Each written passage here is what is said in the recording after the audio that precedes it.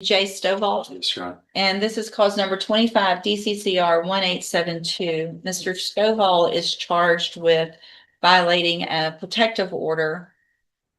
And Mr. Gertz has filed a motion to quash the indictment. I've obviously reviewed that motion. Mr. Coleman has filed a response, or a reply to that motion, and we're here today on that. I've done obviously some of my own research as well. Filed a reply to Mr. A reply to the reply. Agent. Oh, just a second, I didn't see that come through. It's short. It will take you 2 seconds to review it, I would suspect. Hyperbolically, of course.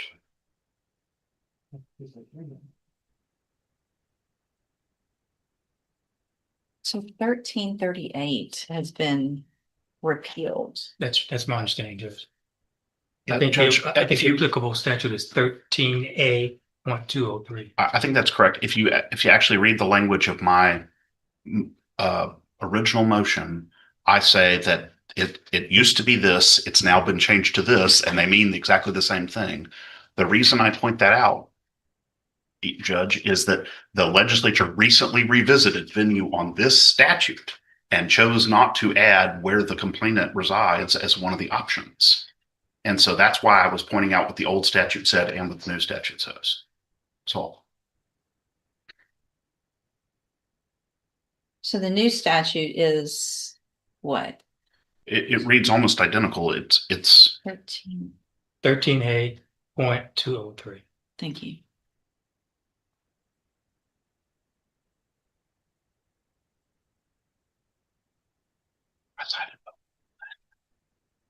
Okay.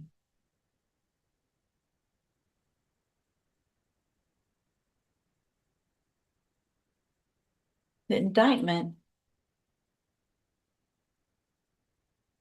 in the style is 25072, but it should be 25071, I believe. Well, I mean, that's not, it's violation of a protective order, correct? it has to be multiple to be a felony. And that's Well, what gets us to 7.2, I believe. 7.2 is repeated violation of certain court orders or conditions. 7.1 is violation of a protective order.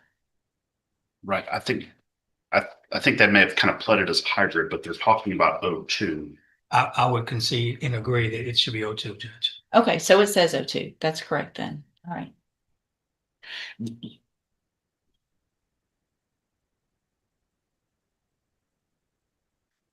Okay. So with regard then to the new 13A.203, this is not a protective order. It is a protective order, But Judge. the indictment alleges violating a condition of a bond. I will again concede error on the state's part, and that could be remedied, as I put in my reply, simply by amending the indictment. Well, I think that probably should have been done because I didn't want to amend it until I got the court's ruling on the other issue, the issue of venue. But that matters. So, okay, so let's do it this way. If it's a protective order specifically, then 13A.203 appears to be specifically on point. So what's the state's position with regard to that? Because it says specifically what the venue is. Well, my understanding of 13A.203 is that either it can be prosecuted where the protective order was issued or where the offense, quote unquote, was committed.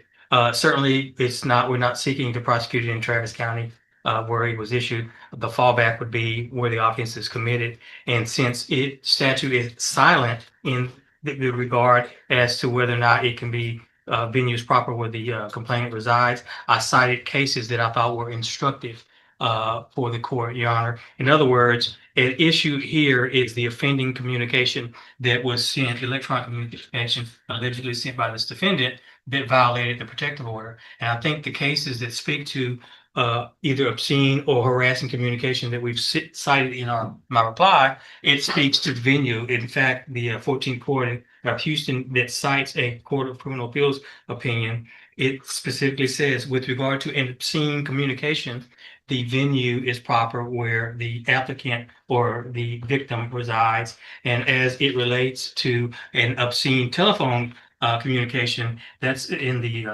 in appellate court out of Austin, 1991, that's cited in my reply. It says with regard to that telephone communication, that venue is proper where the victim resides as well. So again, in construing 13A.203, I think those instances are they're instructive for the court to interpret that statute in the absence of more specific language that could have been or should have been provided by the legislature. And I'll just end with this, Judge. To rule otherwise would render, in my opinion, an absurd result in that a victim would have to travel to wherever this defendant may have made the offending communication, be it on a laptop somewhere in another part of the state, or maybe even outside of the state, Judge. So I just think that in this day and age of cell phones and mobile digital devices, that it's more appropriate for the venue to reside where the defendant received the communication.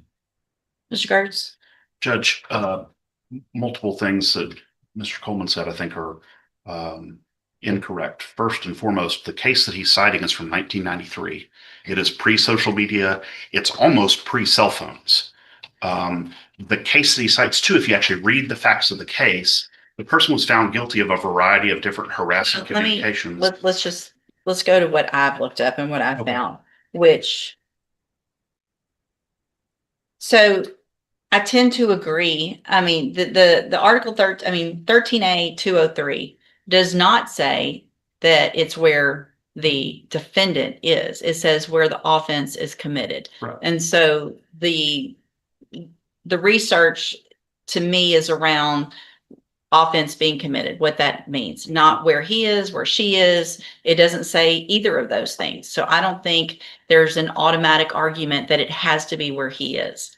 There is Solis v. State, which is a 2003 case, specifically says venues proper if there's substantial contacts with the prosecuting county that has some relationship either to the defendant, his conduct, his victim, or the fruits of his crime. There's many cases that also say the same thing. There is that this is actually a Torres case. The one that I was reading from is a 2023 case that cites that Solis case from 2003. And so I think the same result that in these types of cases, because of electronic communication, to have to say, we don't know for certain and can't know for certain where either of them were when they were on their phone or whatever they were on doing, either sending or receiving. And so I don't think it should be limited. I think it is a jury question. May I be heard on that though, Judge? Sure. The default position, and the code gives you a default position. The default position is if it cannot be readily determined by the facts, then it goes back to the three other options, which are where he was arrested, which was Travis County, where he lives, which is Travis County. I mean, Mr. Coleman used the word gravamen of the gravamen of the venue statute is about him, not about the complainant. And but so if it can't be determined from the facts, I'm not doing, that's a jury question, is to determine the facts. I don't think that me determining that is necessarily, I think that would put me in a position where I would put myself in the position of the jury in something that's not necessarily as clear as some indictments where a quash would be potentially granted. Nathan, I'd be heard just on one other issue. Yes, sir. Mr. Coleman raised. So he said that would render an absurd result if we followed the venue statute narrowly. I would suggest to you that it actually renders an absurd result if we follow it the way the state is proposing. Here's why. What it would allow any complainant to do is go to a really favorable county where the police like that person and the judge likes that person and whatever, and then open their Facebook and say, oh, man, I read it in Jasper County and everybody likes me in Jasper County. Let's bring him who's never been to Jasper County. Well, is that here. The allegation about the complaining witness in this case? Did she come here and do that? Is that what the allegation? Home to her family's house But he's never lived here. He's not been a resident here. But she has that tie here. She didn't just show up. I understand, but he's talking about it rendering an absurd result, and I'm saying it's the exact opposite. The venue statute is about whether he has to be hailed in front of a jury for which he has not made his own sufficient ties. It's not about the complainant's ties. Except that it is sometimes, specifically, no, but the Court of Criminal Appeals has found now several times, Court of Appeals cases and Court of Criminal Appeals cases, that venue is proper in a multitude of places. And so based on that, I think this one is not something that is as black and white as I think you're making it sound, or your perception is. I think that it would create the potential for someone to be able to say, I wasn't there when I said, I mean, everything is, so the movement of everyone with computers and phones, I don't think it should be restricted in this case based on what I know and what not what I know about the case, what the indictment alleges with regard to the communications being received by the complaining witness in Jefferson County.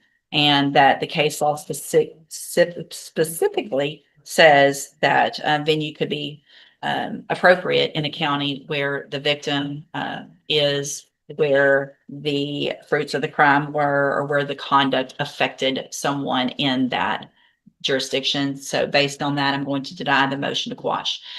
We'll reset the case for an announcement. Go ahead. I'll get the indictment amended. Okay. Protective order versus bond. That's fine. We won't have any objection to that. Okay. Judge,